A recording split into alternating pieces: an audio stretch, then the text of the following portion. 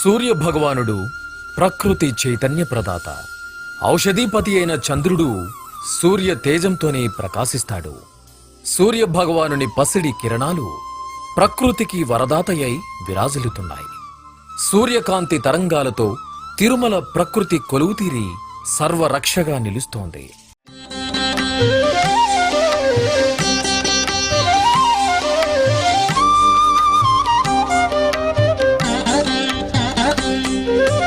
తిరువేధుల మెరసి దేవదేవుడు, తిరువేధుల మెరసి దేవదేవుడు, గరిమల మించిన సింగారముల తోడను తిరువేధుల మెరసి దేవదేవుడు, గరిమల మించిన సింగారముల తోడను తిరువేధుల మెరసి దేవదేవుడు, దేవదేవుడు, దేవదేవుడు.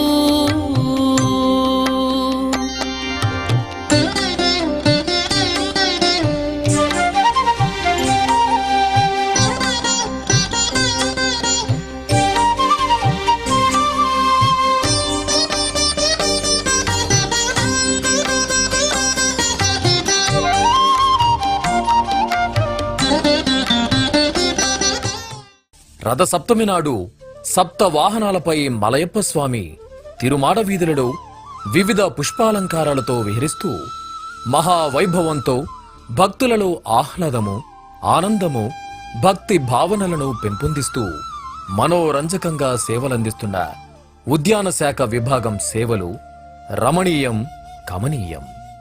ఓం నమో వెంకటేశాయ.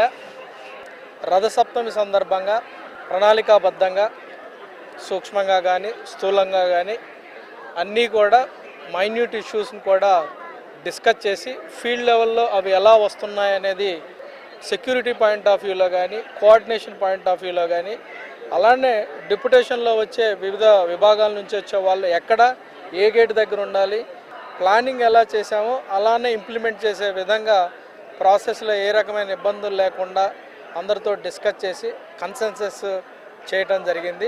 Entry point, exit point designation ప్రకారం అక్కడ ఎవరైతే పోస్ట్ చేస్తారో వాళ్ళు ఇన్వేరబుల్లీ దాన్ని కంప్లై చేయాలి, ఎక్కడ కూడా వేరియేషన్ లేకుండా. గ్యాలరీస్ ఎక్సెస్గా ఫిల్ కాకుండా ఎలా చూసుకోవాలి, అలానే వాహనంకి ఇంకో వాహనానికి మధ్య గ్యాప్ వచ్చినప్పుడు ఎలా రిలీజ్ చేసుకోవాలి, బయటికి వెళ్ళే వాళ్ళని ఎలా రిలీజ్ చేయాలి, గ్యాలరీలో అన్నదానం వాళ్ళు కానీ సెక్యూరిటీ వాళ్ళు కానీ విజిలెన్స్ వాళ్ళు కానీ అలానే హెల్త్ వాళ్ళు కానీ ఎలా కోఆర్డినేషన్తో పనిచేయాలి. ఇంజనీరింగ్ విభాగం వాళ్ళు కూడా ఖచ్చితంగా పండుగ వాతావరణాన్ని క్రియేట్ చేశారు. ఖచ్చితంగా షేడ్స్ కానీ అలానే పందిర్లు కూడా చాలా బ్రహ్మాండంగా వేశారు, ఒకవేళ ఎండ వచ్చినా కానీ ఇబ్బందులు లేకుండా.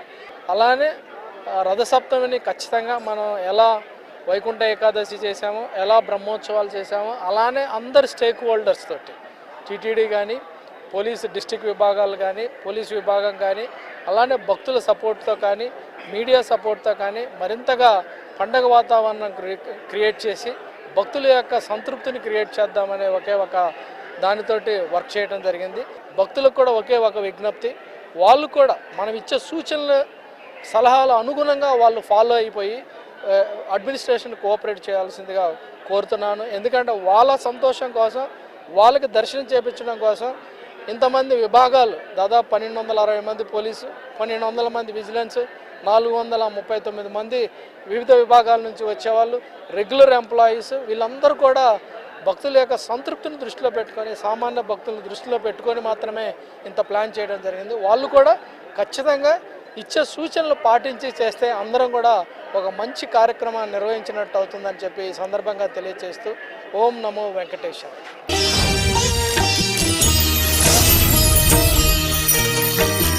Yeah.